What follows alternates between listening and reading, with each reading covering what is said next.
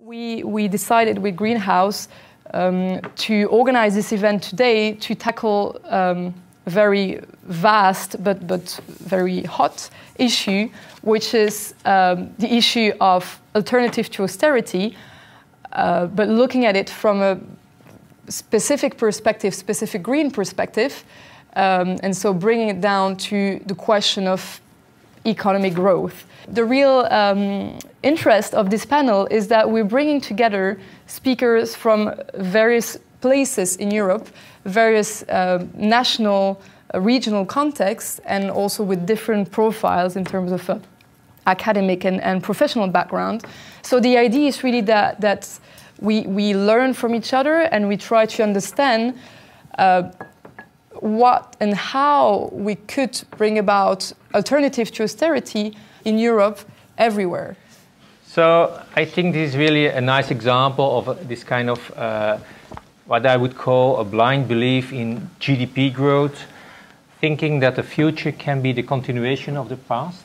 Most countries, they have this strange combination, the governments trying to stimulate growth by austerity policy. You could say that governments are pushing for a purely economic agenda. Environmental policy is really looked upon as something luxury. I think that the most relevant things are occurring at this moment at city level.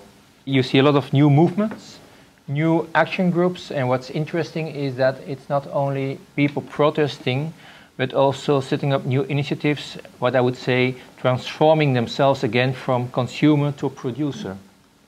All these initiatives together, we could say that we are dealing with a social movement that doesn't know yet it exists as a big social movement.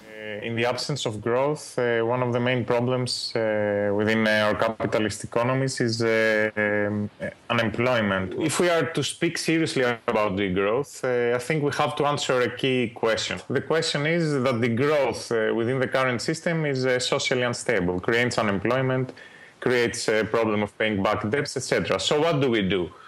At the government level, we are trying to decouple the creation of employment and the provision of social security from growth. One way we can do it is by work sharing, by reducing the working hours. The second idea, which is a little bit more new, is the idea of a basic income, a citizen's income guaranteed to all people from their birth till their death.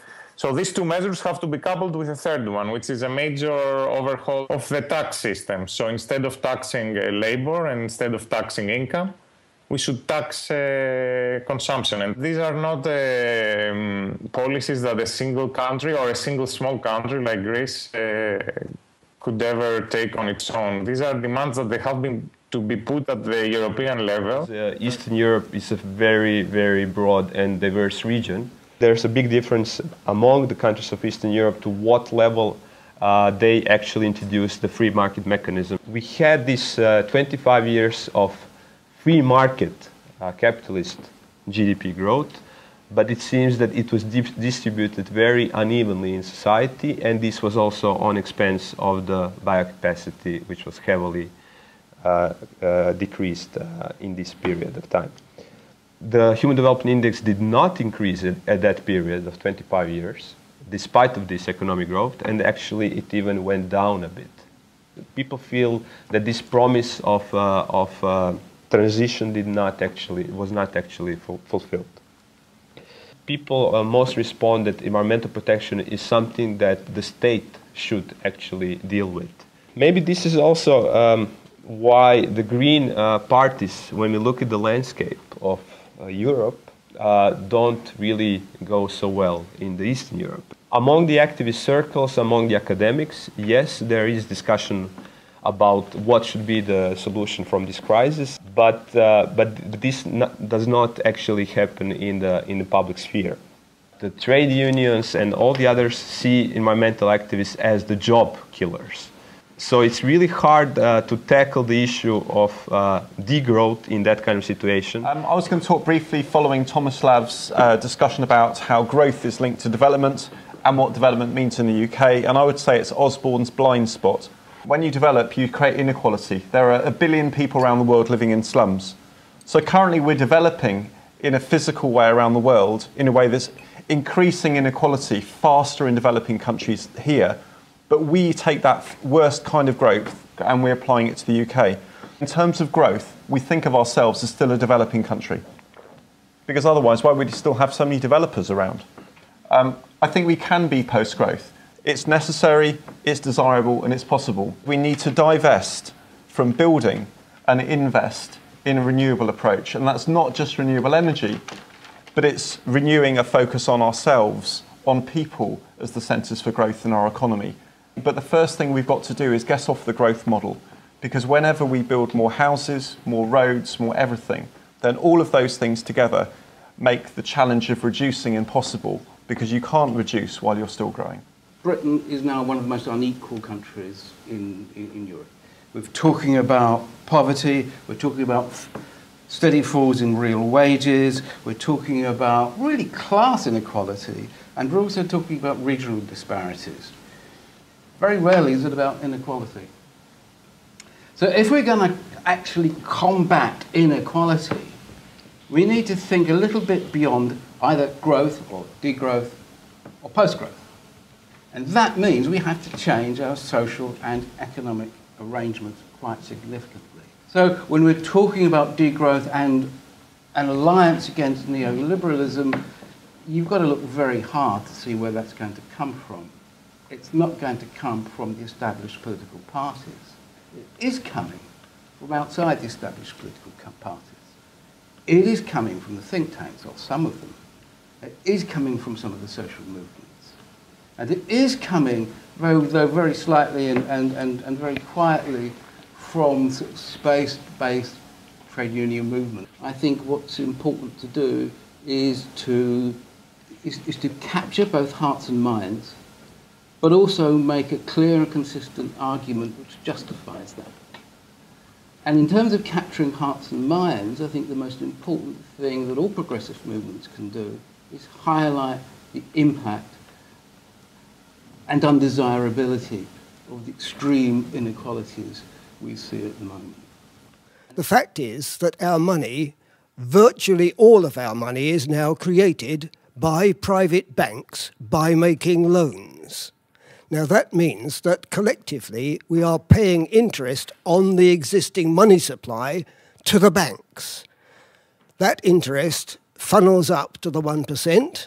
We have a usurious system with inevitably a demand for everlasting growth, because unless we have that, the bank loans cannot be repaid plus the interest and the system collapses.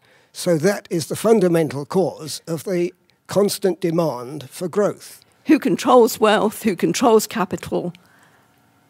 Who are these people? Who benefits?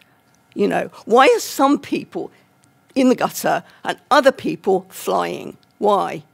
Basic income. I love it. I love it as a concept. I think it's a brilliant concept. Then I work out, how does it work? And how much am I paying people? Exactly the question that Dirk was raising. And again, with the working week, you know, the concept about reducing the number of hours we work. There are a lot of claims made for reduction of the working week, which if you don't solve that answer, you're into difficulties. You know, but I think it's brilliant. And a lot of these questions have been coming up with us at the European level, where in the last Parliament we were getting to the point, and I'm on the Employment and Social Affairs Committee as one of my committees, where we were getting to the point of really being able to have a discussion about a job-rich recovery. And you had people really pushing on that. Some French socialists, you know, Pervenche Berès, came to us and said, do you realise that I have written this whole report about how we get out of the economic and social crisis, and I have not put the word growth in it once? You know? It was put in by a whole set of other people, not by her. And it was interesting to see that you could do that and still have something that inspired. So we were coming round to working on the ILO concept of the job-rich recovery, that when you have choices about where you invest where there are jobs. We've now proved, I think, that in many countries the Greens can speak the language of anti-austerity and equality, and actually mean that people should have enough to live on and shouldn't be dependent on food banks. But, you know, that whole transition about the way in which we transform the world of work, we transform our social organisation, you know, I think we've got a hell of a lot of ideas going for us, which are not there on the old hard left. They're not there with the current version of capitalism. There is something different struggling to get through, you know. But I think that if we make that sort of journey, that process part of the engagement, that actually gives us something that nobody else is offering at the moment.